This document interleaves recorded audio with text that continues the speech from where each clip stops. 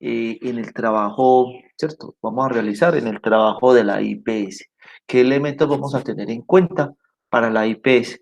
Recuerde que nosotros vamos a empezar con el portafolio de servicios, ¿cierto? Eso ya lo sabemos realizar, entonces tampoco es que sea muy necesario, pues como la explicación, aunque ya en el trabajo, ya lo puse, ¿cierto? Ya puse cómo se hace una portafolio, pero es básicamente repetir lo que hicimos hace un par de meses atrás. Bueno, entonces vamos a mirar entonces cómo vamos a hacer, ¿cierto? Entonces, ¿qué contenido va a tener este trabajo? Entonces va a tener una portada. Se los dije el último día de algunos de ustedes que no me hicieron portada en el trabajo anterior.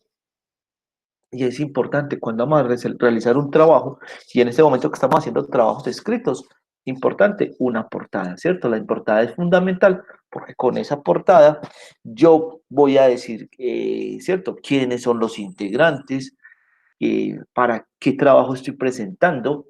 ¿Cuál es la fecha que lo estoy presentando? Y a la institución que yo estoy dándole ese trabajo, ¿cierto? Entonces, importante esa portada para que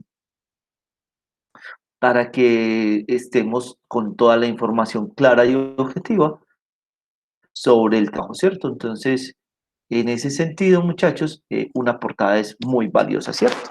Es valiosa. Entonces, es importante que tengamos esa portada. Bueno. Segundo, vamos a hacer una introducción, ¿cierto? Y entonces la introducción es porque es importante para nosotros, lo mismo que la justificación, porque es importante para nosotros la creación de una IPS o la creación de un trabajo como tal, ¿cierto? Entonces vamos a hacer esa parte dentro de la tabla perdón, dentro del trabajo vamos a hacer una introducción y una justificación sobre esos dos temas. Vamos a hacer también tabla de contenido, ¿cierto?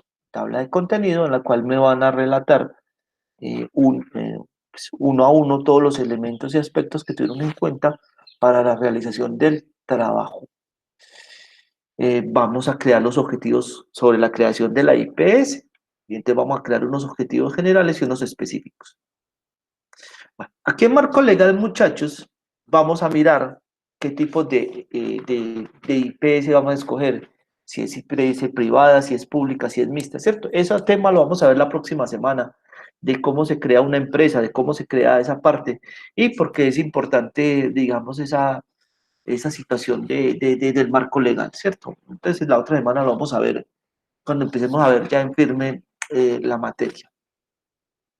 Bueno, séptimo, vamos a tener algunos datos básicos de la institución creada, ¿cierto? Y creado por.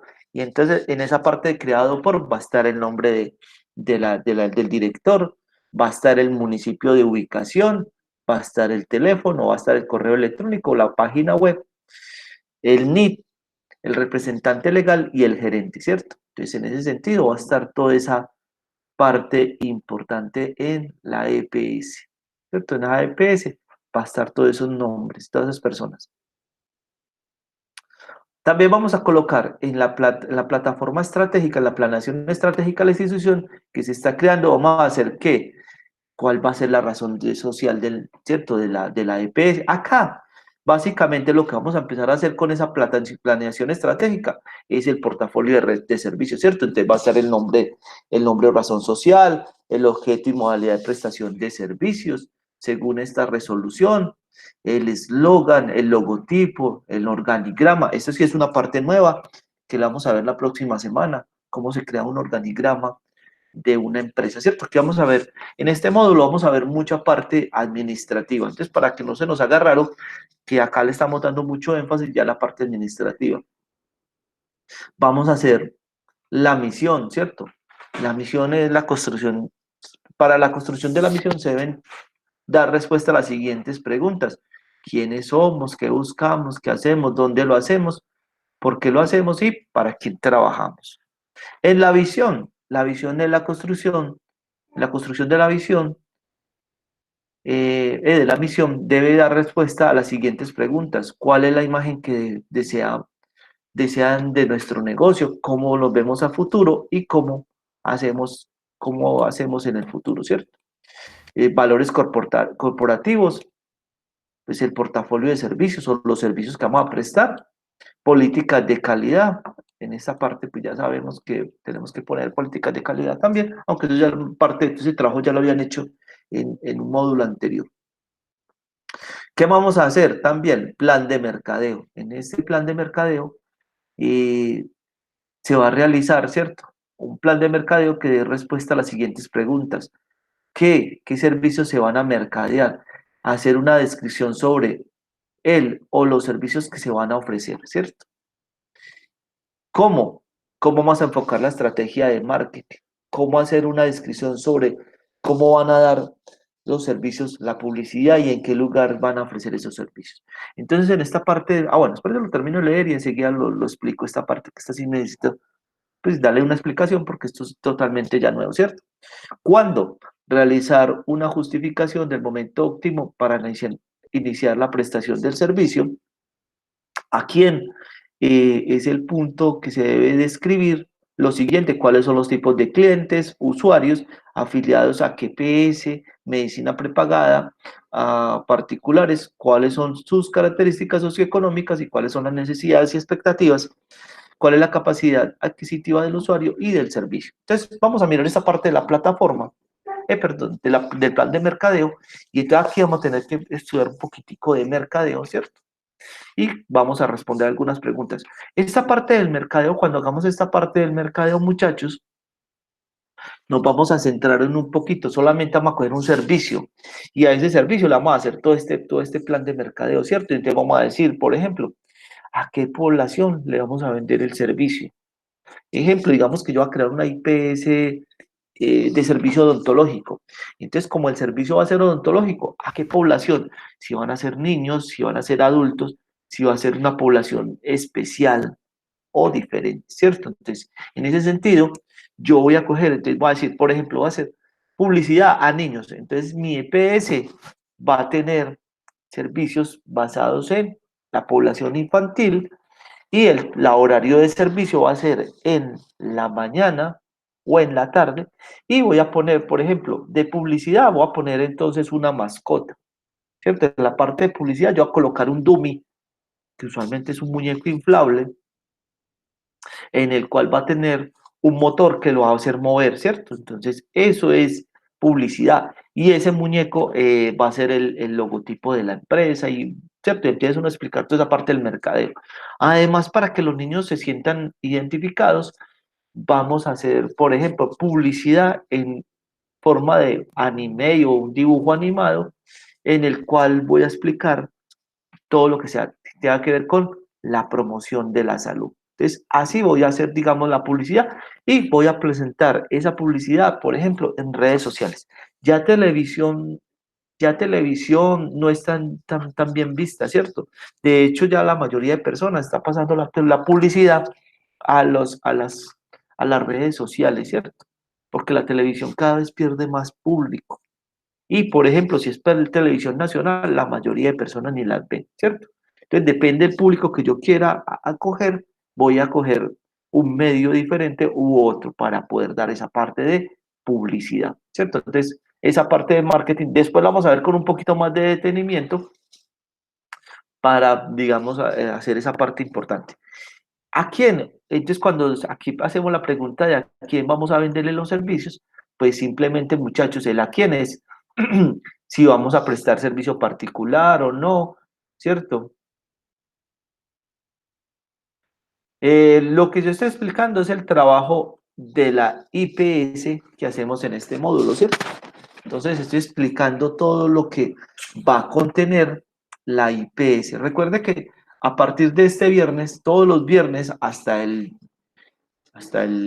12 de, sí, hasta el 12 de junio voy a hacer revisión cada 8 días de la IPS.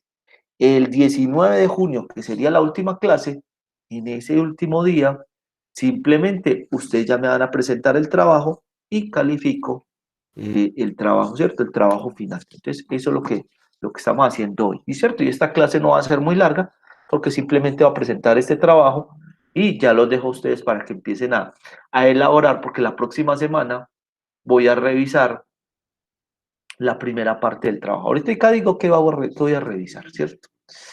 Bueno, ¿qué más sigue ahí? En el punto 10 va a estar entonces el protocolo de atención y es diseñar un protocolo de atención para cada uno de los servicios ofertados. Entonces, el protocolo de atención es cómo voy a atender al paciente, qué medidas voy a tomar, cómo voy a atender, ¿cierto? Y entonces hago casi que eso lo vamos a ver posteriormente, va a ser un, un un cronograma de actividades y entonces empiezo a decir, paso 1, saludo al paciente, paso 2, le doy los buenos días, paso 3, le pregunto qué información desea, paso 4, le solicito el documento de identidad, ¿cierto? Paso 5, verifico, por ejemplo, en el caso de una cita médica, verifico que si esté agendado el paciente. Paso 6, registro la cita. Paso 7, cobro cuota moderadora. Paso 8, o mando al paciente a que le paguen la cuota, ¿cierto? A que le cobren la cuota moderadora. Paso 9, me despido del paciente y paciente, ¿cierto? Ahí terminaría esa parte del proceso.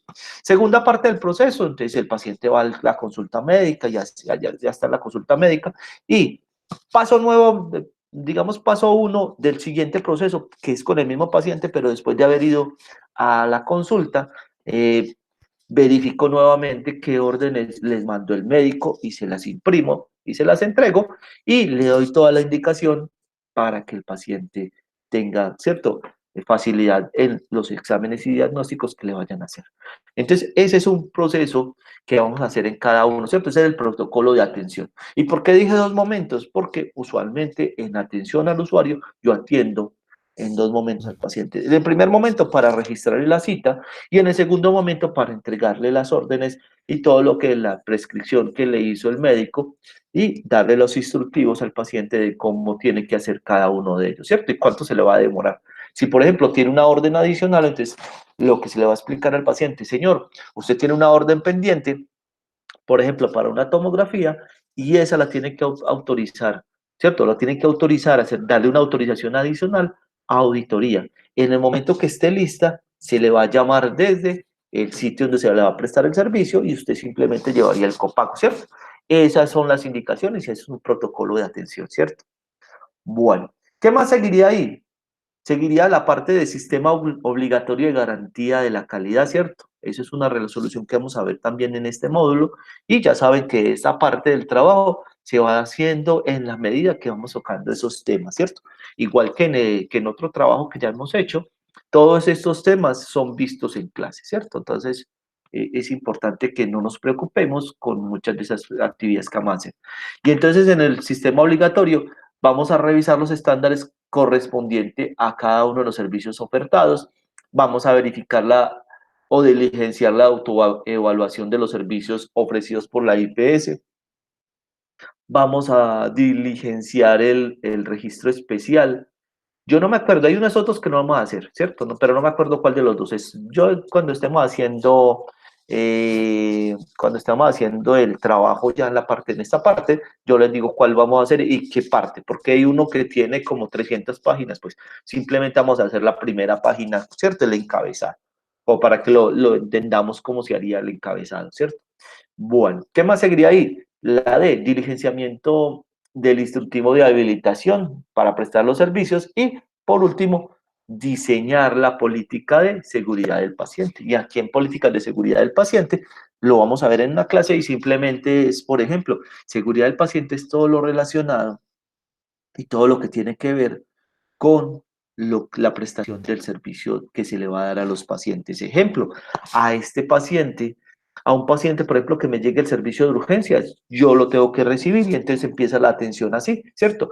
Y entonces seguridad del paciente, yo identifico al paciente, ¿cierto? Lo meto en la base de datos para que el médico le haga el triaje, el médico le hace el triaje y lo clasifica en uno de los 5 elementos, ¿cierto? De los 5 ítems que tiene el triaje. Si es triaje 1 es entonces atención inicial, ¿cierto? E inmediata, casi que pasa a reanimación, a una sala que se llama reanimación, y allí se le atiende prioritariamente al paciente, ¿cierto? Segundo, triaje 2 es un triaje que un paciente puede esperar hasta media hora de atención, ¿cierto? Después de que llega.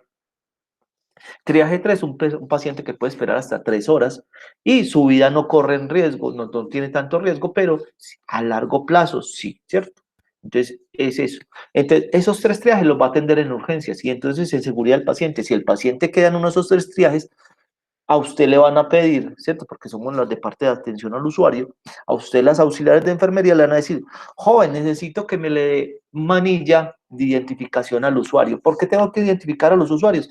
Porque cada paciente es importante saber cómo se llama, para qué, porque en algunos casos el paciente va a perder la conciencia y no me va a poder responder muchas cosas. Y entonces yo cómo voy a saber cómo se llama el paciente si no tiene ni acompañante en algunos casos, o peor aún, está en estado de inconsciencia, ¿cierto? Entonces, con la manilla de identificación, un usuario, yo sé cómo se llama en todo momento. Y si hay dos personas que llaman igual, la manilla tiene los nombres de los padres, así hayan fallecido, ¿cierto? Porque yo puedo tener el nombre muy parecido al vecino, ¿cierto? Y más en una sociedad donde todo el mundo pone nombres por moda, entonces puede darle la casualidad que lleguen dos personas el mismo día con el mismo nombre, pero imposible que tenga la misma mamá, ¿cierto? Entonces, en ese sentido, es que vamos a colocar manillas, ¿cierto? Para saber eso. Vamos a ver más adelante, por ejemplo, por qué se ponen esas manillas, para evitar lo que pasó. Yo creo que algunos de ustedes se acuerdan, creo que fue hace un año o año y medio, de un paciente en el Marco Fidel Suárez. Aquí vamos a ver un poquito de esa parte en el Marco Fidel Suárez, que un auxiliar, una practicante de enfermería, le aplicó Milanta vía intravenosa, ¿cierto? Entonces, eso es seguridad del paciente. Para evitar que los pase eso nuevamente, vamos a ver esa parte de seguridad del paciente. Listo, muchachos. ¿Dudas o preguntas sobre este tema? Pero hasta el momento no. Listo, muchachos. Como les dije a ustedes, esta parte de la clase iba a ser, yo tengo acá la grabación,